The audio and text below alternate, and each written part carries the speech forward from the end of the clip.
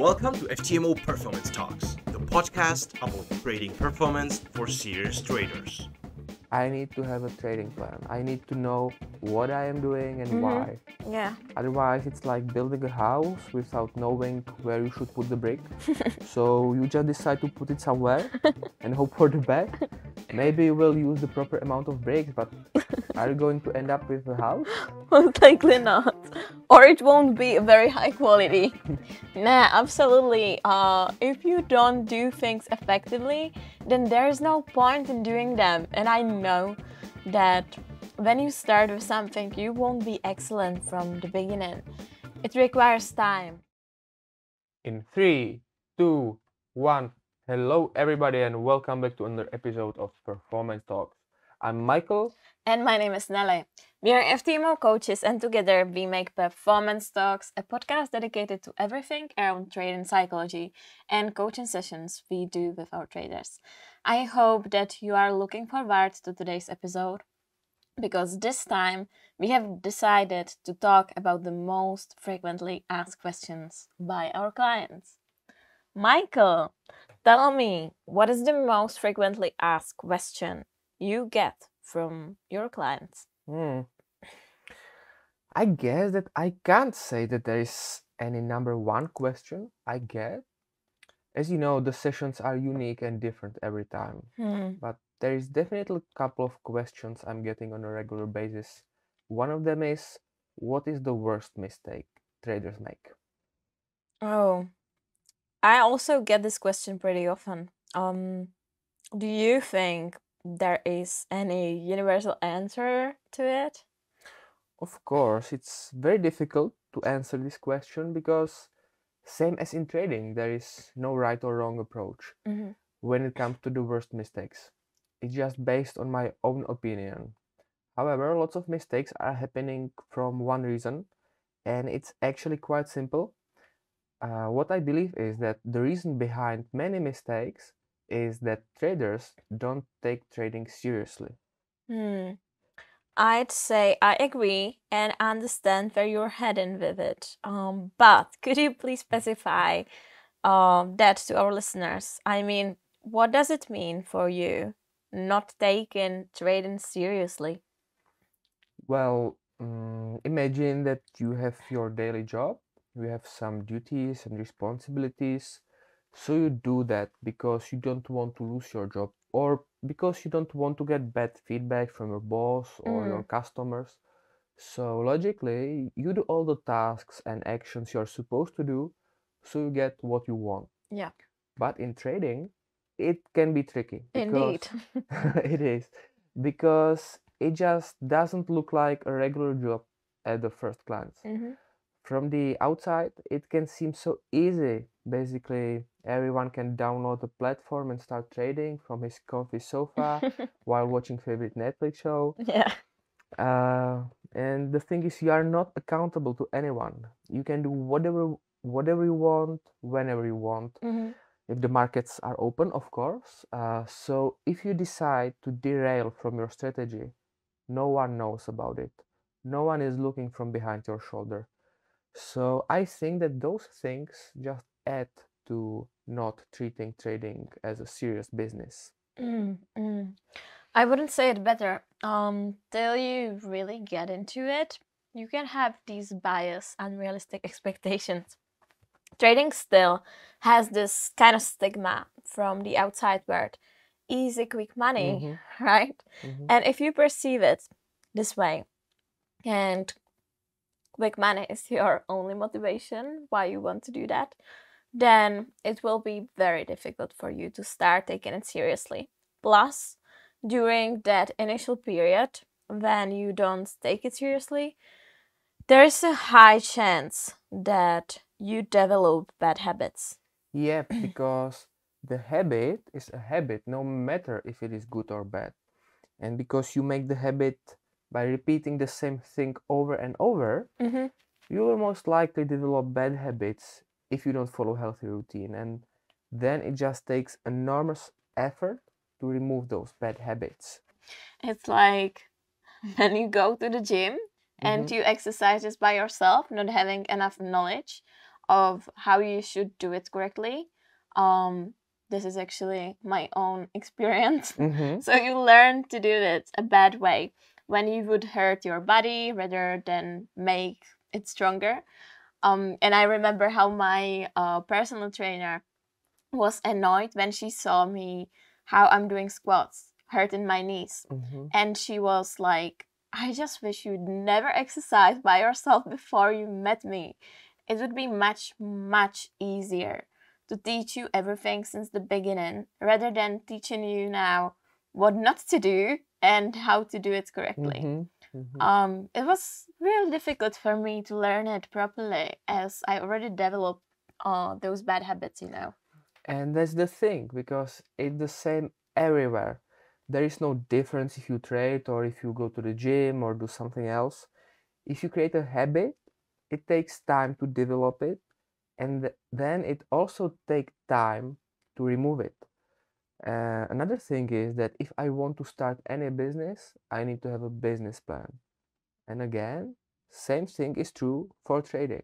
I need to have a trading plan. I need to know what I am doing and why. Yeah. Otherwise, it's like building a house without knowing where you should put the brick. So you just decide to put it somewhere and hope for the best. Maybe you will use the proper amount of bricks, but are you going to end up with a house? Most likely not. Or it won't be very high quality. Nah, absolutely. If you don't do things effectively, then there's no point in doing them. And I know that when you start with something, you won't be excellent from the beginning. It requires time, but you should approach trading as any other business, as we discussed in our episode about work and life balance, if you remember.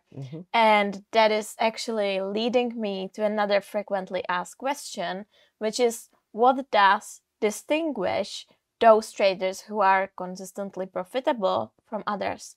I'm pretty sure you encounter this question very well too.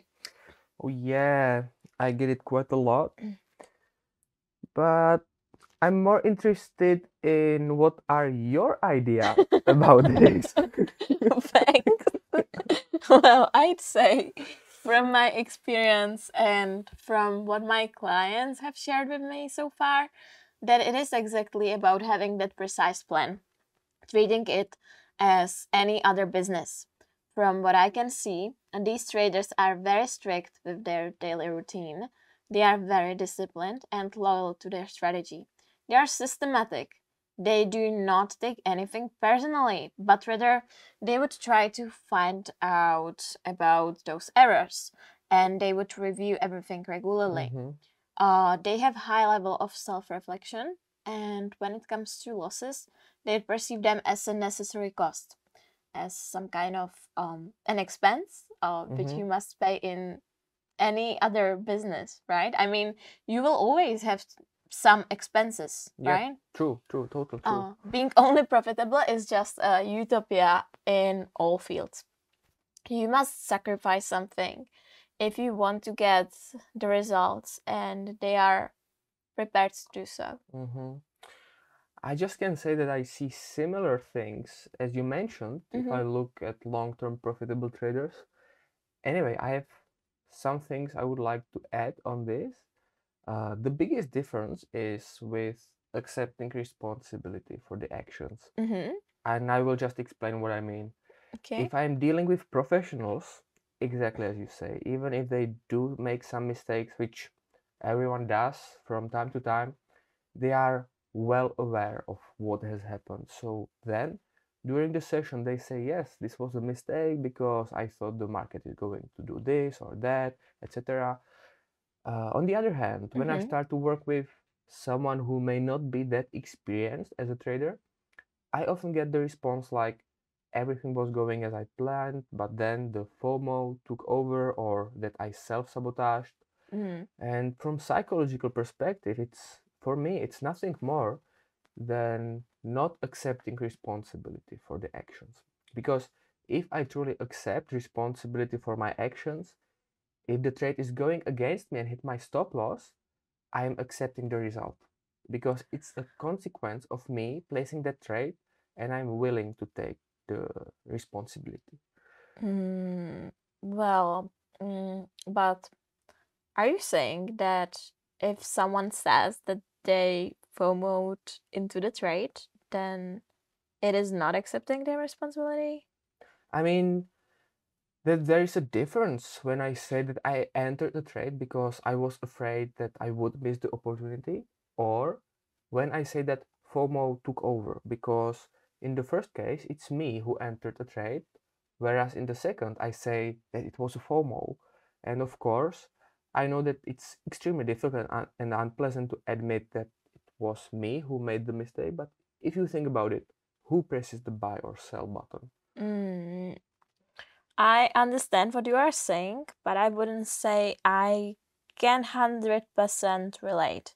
Because Mm-hmm. from my point of view, I can say I'm suffering with FOMO, but still be able to take the responsibility for my actions. And same with the self-sabotage. I can say I experience self-sabotage, but I can know, like maybe I really know Mm-hmm. that I'm the one who's responsible. Yeah, and that's the thing. Knowing that I'm responsible is one thing, but accepting it is another thing. And it's just about the perspective, same like with Mm-hmm. the losses. Okay. Many times when I talk with traders, they say, I know that the losses are part of the game. And then I ask them, but do you accept it? Oh, yeah. Yeah, you're right. Yeah, you're right. I just wanted to make it clear to our listeners and to me also. No. Maybe I'm not right. It's just my perspective. No, I mean, like, I just wanted to make it clear for those who are perhaps, aware they are struggling with FOMO. Guys, we know that not in all cases Mhm. you would avoid to take responsibility. Yeah, but Okay. let's get back to your main thought, that the biggest difference between the best ones and others is the acceptance of responsibility for the actions. If you don't accept responsibility for the actions, then you cannot really improve, right? Mm-hmm. You must be able to see your own mistakes in order to become better, naturally. Indeed, you need to be honest to yourself so you can see the mistakes, because if you don't see them, logically, you can't even start working on them. Yeah. Anyway, another question I get a lot is how to be disciplined in trading. Absolutely. I'd say that maybe it is even the most common one. And unfortunately, there is no general recipe for it. No, it's not. I can agree that there is no general recipe how to be disciplined. However, I think that the first step is to have that system, or to have the idea what I want to be disciplined with. Otherwise, it's an impossible task. How can I be disciplined with something if I don't know what does it mean? That's so accurate. It is kind of a broad wish to be disciplined. Mm-hmm. And the process of becoming disciplined equals something at least slightly different for every single trader. I mean, and it kind of leads me back to that part when we were talking about developing a bad habits. We all want to get rid of different bad habits, improve in various specific Mm-hmm. areas. Mm-hmm. And therefore, having a system in it and bringing that self awareness is the key. Without the self awareness, you won't create a right system, and without right system, it is nearly impossible to face your own flaws. Let me give an example to our listeners. So, guys, imagine that you have an issue with overtrading. Then becoming disciplined for you means you will start to take only a limited amount of trades per day, only those high probability setups, yeah? Okay, okay. And even if other traders have an issue with overtrading, it may still be a totally different case than yours. Perhaps you would overtrade just after the winner or just after a big loss. Well, Mm-hmm. if we would have a session together, then it would be a process of looking for your triggers, finding and naming those triggers, looking for the similarities which may have your good days, your bad days, looking for all those little details, and then we could create some plan together. Also, as you are saying, having a system is necessary. You should have a trading plan where everything is clear, where you cannot bend the rules as you just want to. If you have an accurate system, then it is easier to recognize when you slipped. I like how you've put everything together because it's exactly as you say. No, you did. You tried and you did. If you want to be disciplined with something at first, you need to know what you should do, and you also need to know where exactly you are on the journey. That's why the self-awareness is so important. And then again, as I say, it's always better if you have the opportunity to discuss your process with someone else. Because many times, even though you would be open and honest to yourself, still, you can have some blind spot in your process which you don't realize that you are doing. So true. Yep, so I'm just thinking if there is anything you would like to add on this. I don't think so. So I guess this brings us to the end. And as you can see with our podcast so far, there is a lot of things which almost every trader is dealing with. So if you have that feeling that it is only you, it really is not. You're not alone. Yeah, you are not alone. So I hope that you have liked today's episode and that we have maybe shed some light on questions people are usually interested in. And as always, Trade safe. This was FTMO Performance Talks. And for more, follow us on Spotify, Google Podcast, Apple Podcast, SoundCloud, and our YouTube channel.